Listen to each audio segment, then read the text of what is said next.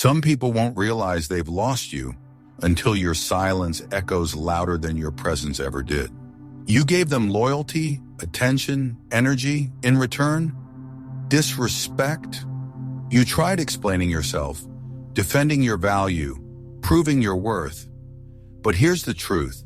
Every word you speak in reaction to disrespect only fuels their illusion of control.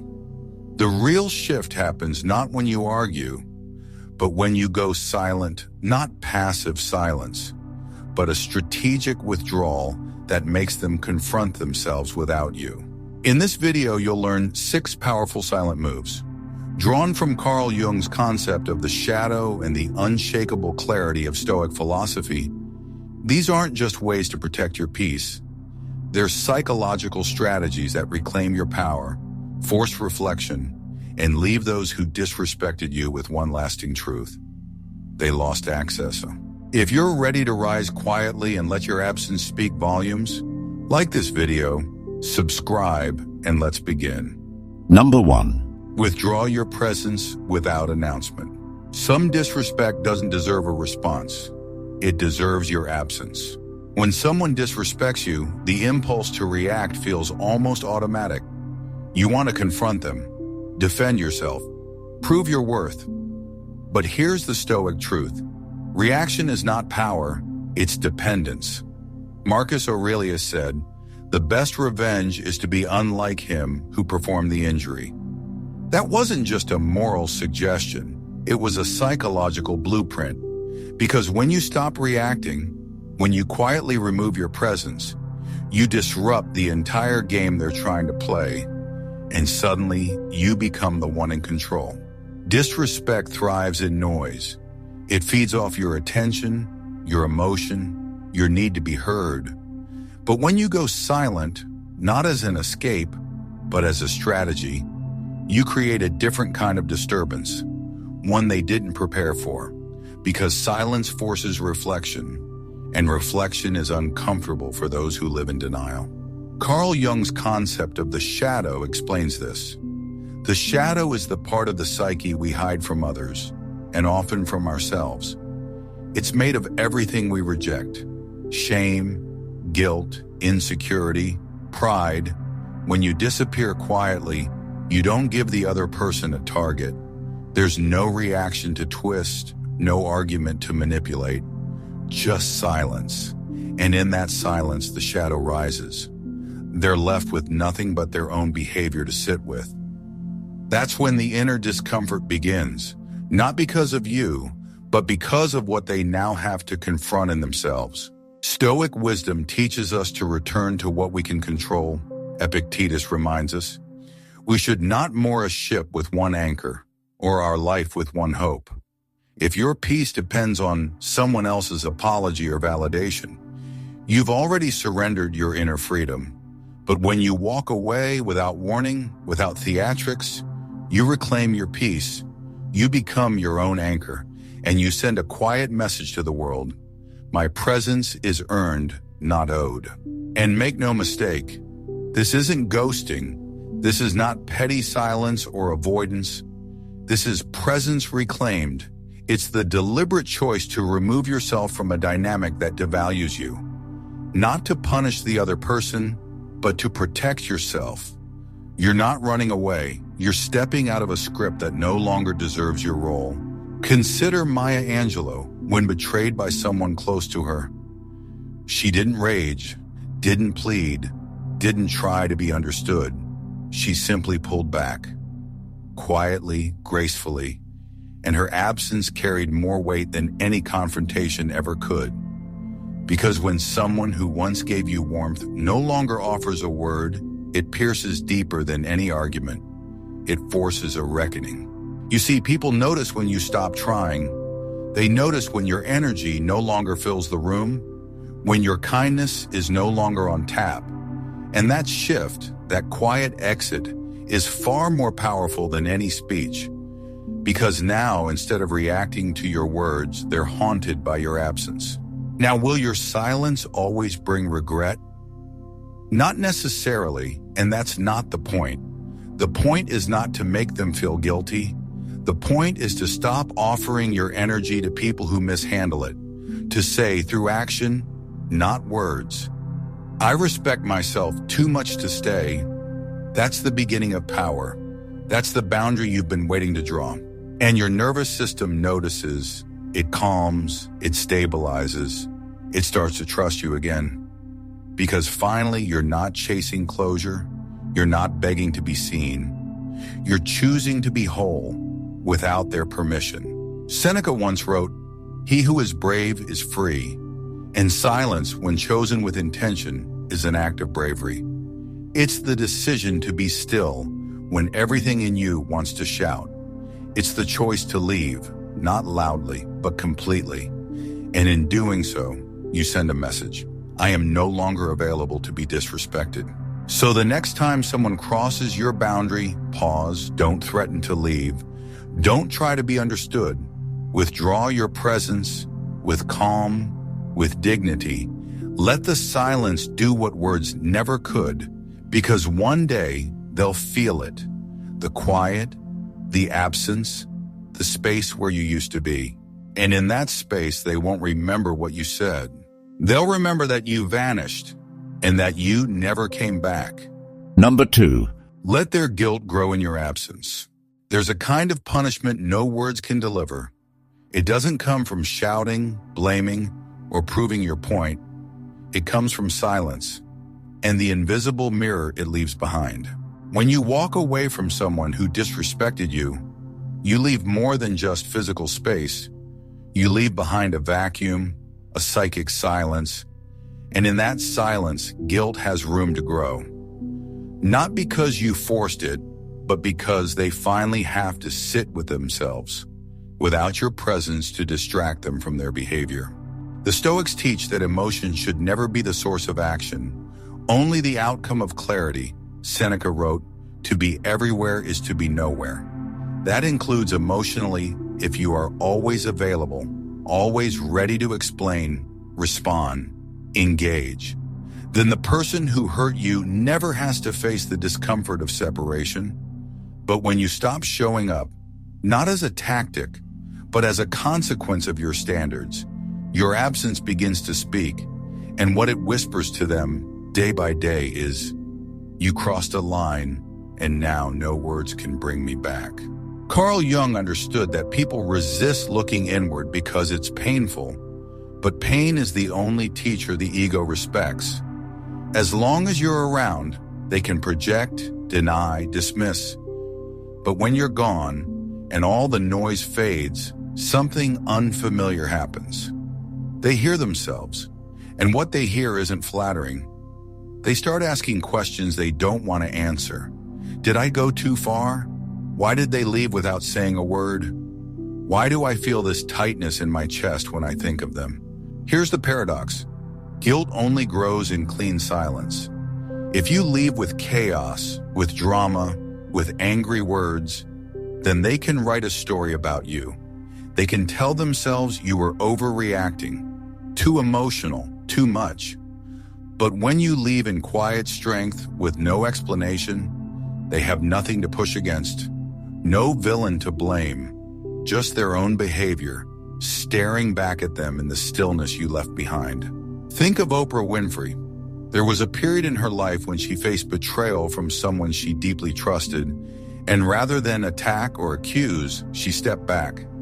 She didn't make a scene. She let time and silence reveal what truth never needs to shout. I deserve better. Years later, even the person who hurt her admitted the weight of that guilt. Not because she demanded it, but because she gave them space to feel it and to be crushed by it. And that's the lesson. You don't have to scream to make someone regret losing you. You just have to stop showing up, because nothing unnerves a person more than losing access to someone they thought would always be there. This is what silence does. It creates a sacred space where self-reflection becomes unavoidable. And it's in that space that transformation begins, either in them or in you. But don't wait around for their guilt to change them. That's not your job. Your only responsibility is to stop feeding dysfunction with your attention. If they feel guilt, that's on their conscience. If they don't, then your silence protected you from a person who feels nothing where empathy should live. Either way, you win. You win because you didn't lower your standards to match their behavior. You didn't try to control their journey. You simply let go. And in that letting go, you freed yourself. This is hard because silence doesn't offer instant gratification. There are no applause, no visible wins. Just the steady return of your energy, one day at a time. And yet, that's where your power multiplies. Each day you stay silent, you grow louder in their memory. Each day you don't chase, you become harder to forget. And make no mistake, guilt is not your weapon, it's their consequence. You don't have to make them feel bad. Life will do that for you. Your only task is to exit clean, quiet, and complete. So if someone mistreats you, don't craft the perfect message. Don't post vague quotes. Don't waste hours wondering how to make them understand. Just walk away with such unwavering self-respect that your silence becomes their loudest lesson. Because one day, whether they admit it or not, they'll sit in a room full of noise and still hear your silence. And that sound will say everything. Number 3. Detach without bitterness, grow without noise. There's a kind of strength most people never recognize. Because it doesn't shout, it doesn't seek revenge, it doesn't even seek acknowledgement. It simply detaches. When someone disrespects you, your first temptation might be to prove something. That you're better, that you've moved on, that their actions didn't shake you. But the Stoics would warn you, any attempt to prove your value to someone who couldn't see it in the first place only depletes you further.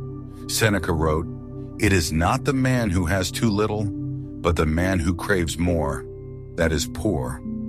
The same applies emotionally. You are not weak for walking away. You are only weak when you keep craving validation from the person who injured you. True detachment isn't cold. It's clear. It's the decision to let go, not because you've given up, but because you've finally accepted reality for what it is. And once you do, growth begins. Not the kind that's posted, paraded, or performed, but the quiet, sacred kind. The kind that builds day by day, in solitude. The kind that doesn't need to be seen to be real. Carl Jung called this inner transformation individuation. The slow integration of all your fragmented parts into a unified whole. And it can't happen while you're still entangled in relationships that require you to shrink, perform, or betray your truth. In fact, one of the surest signs you're healing is when you stop wanting them to notice you've healed. Because here's the paradox. You cannot grow and seek revenge at the same time. They pull in opposite directions. Revenge keeps you bound to the old story. Growth writes a new one where you no longer cast them as the villain because they simply don't appear in the chapter anymore. Look at Michelle Obama. During her time in the White House, she faced a level of public disrespect that was historic, attacks on her appearance, her intelligence, her integrity. But she never responded with bitterness. She chose dignity. She focused on impact. And over time, her silence became power, and her presence became undeniable. Her growth wasn't reactive, it was rooted, and now, even many of her critics quietly admire what she built. That's what detachment does. It frees you from needing their recognition. It returns your focus inward. You stop checking their page. You stop rehearsing comebacks. You stop asking if they miss you, and you start asking better questions. What am I building now that they're gone? Who am I becoming when I no longer carry the weight of their opinion?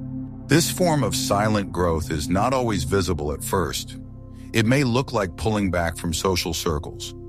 It may feel like loneliness, but it's sacred work, because in that solitude, you discover what you were too distracted to see, your own resilience.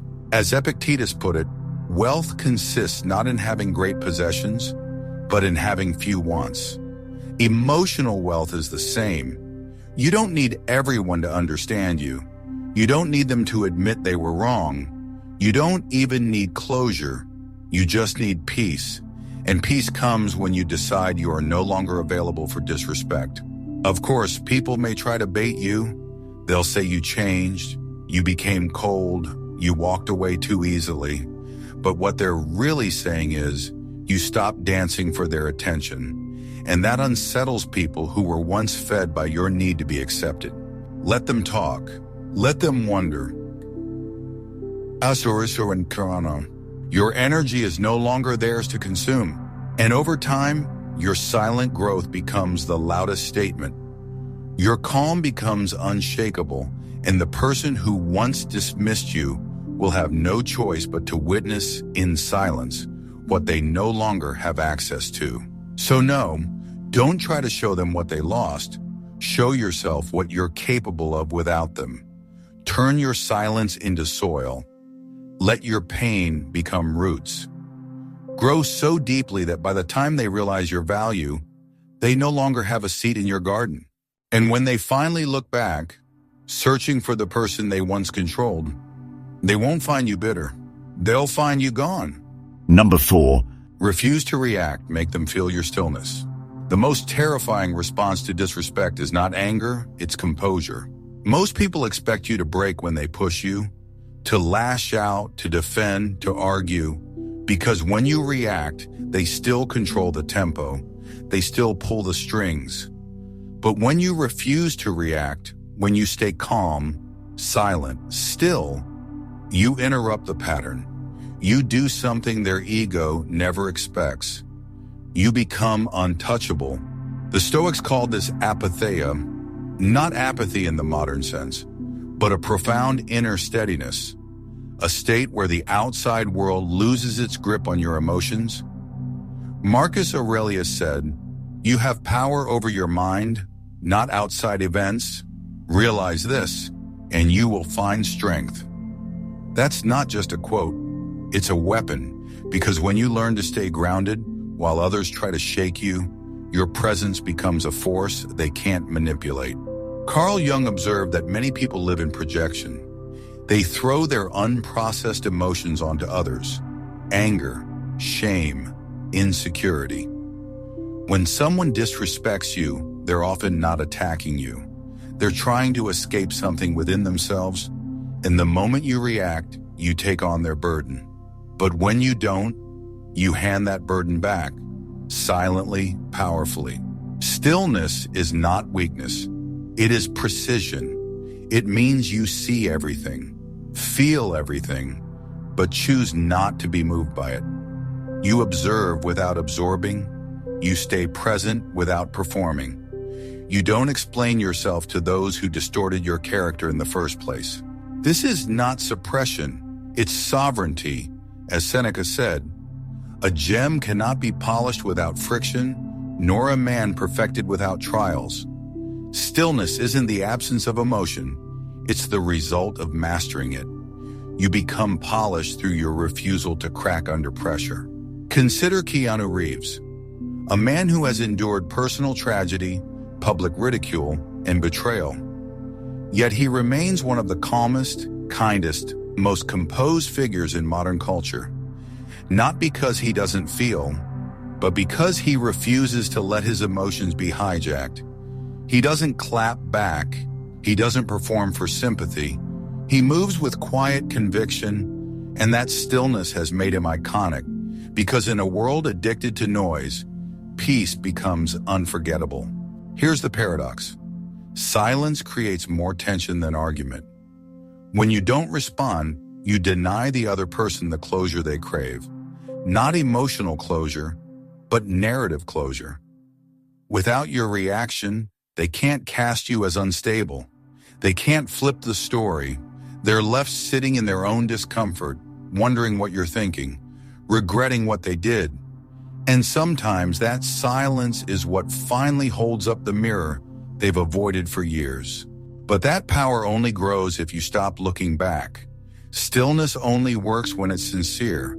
If you're holding back your words just to create guilt, you're still in the game. The Stoic doesn't pretend, He transcends. He doesn't freeze out of fear. He remains still because he's at peace with letting things end without performance. Epictetus taught that we must distinguish between what is up to us and what is not. Their opinion, not up to you. Their guilt, not up to you. Their reaction, never your job to manage. But your response, that's yours entirely. And when you choose to respond with stillness, you reclaim the one thing they cannot touch, your inner state. Of course, some people will misread your calm. They'll call it cold, detached, maybe even heartless. But that's only because they've confused drama with connection. They're used to chaos being the currency of closeness. When you withdraw from that dynamic, they panic. Not because you are wrong, but because they lost the ability to control how the story ends. Let them talk. Let them spin the story. Your only responsibility is to protect your peace. So next time someone disrespects you, don't reply just to have the last word. Don't argue just to feel right. Don't explode just to be seen. Pause, breathe, recenter, and hold that silence like a sword. Because stillness, when chosen, is power.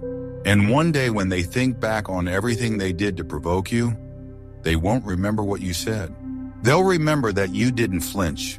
You didn't fall. You stood there calm as stone, and they couldn't shake you. Number 5. Outgrow them in silence. Let your life speak. There's a point where words lose their meaning. You've explained yourself, defended your name, justified your boundaries, and yet it's not enough. They still twist the truth, dismiss your worth, or act like your pain is too loud. That's when you realize it's not clarity you need to offer them, it's distance. The Stoics believed in the power of demonstration over discussion. Marcus Aurelius wrote, "Waste no more time arguing what a good man should be one." In other words, live your transformation. Don't talk about how you're rising. Rise. Don't announce your boundaries. Embody them, and the people who once disrespected you, let them watch in silence from the sidelines of the life they no longer have access to. This isn't vengeance, it's evolution. It's the decision to put your energy not into proving, but into becoming. Because the more you try to convince someone of your value, the more you tie your worth to their blindness. And the moment you stop trying, you begin something sacred. You start returning to yourself. Carl Jung called this process integration, the act of reclaiming what you've hidden to survive. When you're constantly defending your integrity, you unconsciously abandon parts of yourself to stay likable or reasonable. But when you step away from that dynamic, you finally have room to grow in all directions. And not out of spite, but from truth. What they mistook as your disappearance was actually your transformation. Look at Taylor Swift. For years, she was mocked, belittled, dismissed as dramatic or fake. The media turned her personal life into a circus. But she didn't keep fighting the narrative. She went silent, she went inward, and then she built. Her silence became songs, strategy, movement. And when she returned, she wasn't defending her name. She didn't have to. Her success was the defense. Her presence became the rebuttal to every insult. She outgrew the noise, quietly, powerfully, and undeniably. That's what the Stoics meant by living your philosophy, Seneca wrote. It is a rough road that leads to the heights of greatness. Your silence will be mocked. Your absence will be misunderstood. But that's the cost of clarity. Some people don't get it until they can't reach you anymore. And even then, they rarely admit it. But their silence in the face of your success says more than any apology ever could. And here's what most people don't realize. You don't need them to admit they were wrong. That's not the closure you're seeking. What you really want, deep down, is to live a life where their opinion becomes irrelevant. You want to reclaim your energy from the exhausting loop of explaining yourself. And that begins when you realize you don't need to be seen. You just need to be true. This isn't about achievement. It's about alignment. It's about waking up and no longer rehearsing your pain because you're too engaged in building something meaningful. It's about investing your silence into your craft, your healing, your wholeness, and that's what people feel when they can't access you anymore. Not punishment, but peace. Your peace, that's what they lost. And you don't have to make a scene. You don't have to post cryptic quotes or highlight your wins. You don't have to burn bridges. Just stop crossing them. Stop explaining your exit. Let your growth make your absence self-explanatory. Let the shape of your life do the speaking. Because the truth is, when people lose access to the best version of you, the grounded, wiser, kinder version, they eventually feel it. Not immediately, not loudly, but quietly, like a room that used to feel warm, now echoing with absence. And if they finally realize what they lost, let them. That realization isn't yours to manage. It's theirs to carry. What matters is that you stayed rooted in who you are, that you grew without spectacle, that you kept your dignity intact when your name was thrown around carelessly and casually. So outgrow them quietly. Let your new life become the wall their words can't climb. And when they look for you in the place they left you, they'll find space, peace, and the echo of the person they thought they could replace. Not because you punished them, but because you evolved. Number 6, leave quietly, let absence say what words never could. Sometimes the most powerful thing you'll ever say is nothing at all. When someone disrespects you, mistreats you, or continuously underestimates your worth, the temptation is to make a final statement, to explain yourself one last time, to express the hurt they refuse to see. But the truth is, those who need to be told why you're leaving are often the least capable of understanding it. The Stoics never placed much value in dramatic exits because they understood that real strength doesn't announce itself. It simply is. Epictetus taught, don't explain your philosophy, embody it. Meaning, if your values are clear, your actions will speak for themselves. And when someone has crossed the line repeatedly, you don't owe them a final conversation. What you owe to yourself is peace. And peace is found in your quiet exit. Carl Jung believed that silence could force the psyche to face what noise often hides. When you walk away silently, without the need to prove anything, you remove the distractions, you remove the target, you remove the excuses. What's left behind is a raw encounter between the person and their own reflection. Your absence becomes the mirror, and what they see, that's on them. It's important to remember, leaving quietly is not the same as avoiding conflict. It is resolving it within yourself. It's no longer waiting for change or begging for recognition. It's the mature acknowledgement that this person, this dynamic, this space is no longer aligned with who you are becoming.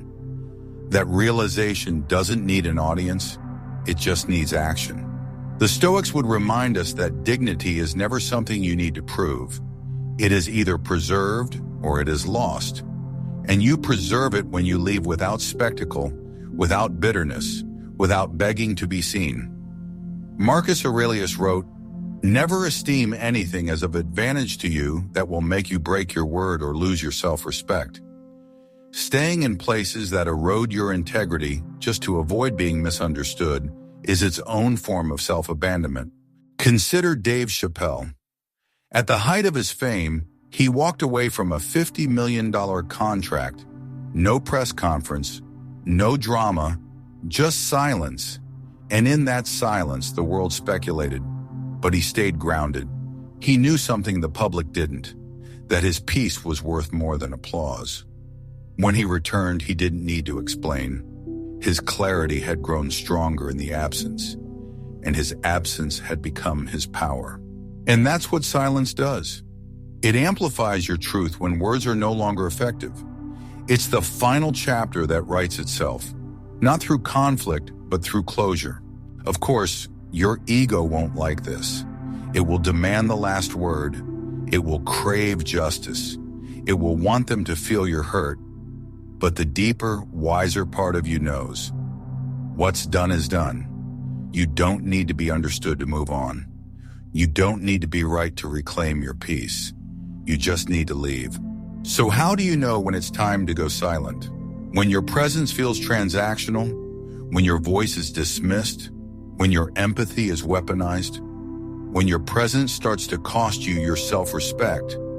That's when silence becomes not just justified, but sacred. Not as a form of revenge, not to manipulate or control, but to liberate.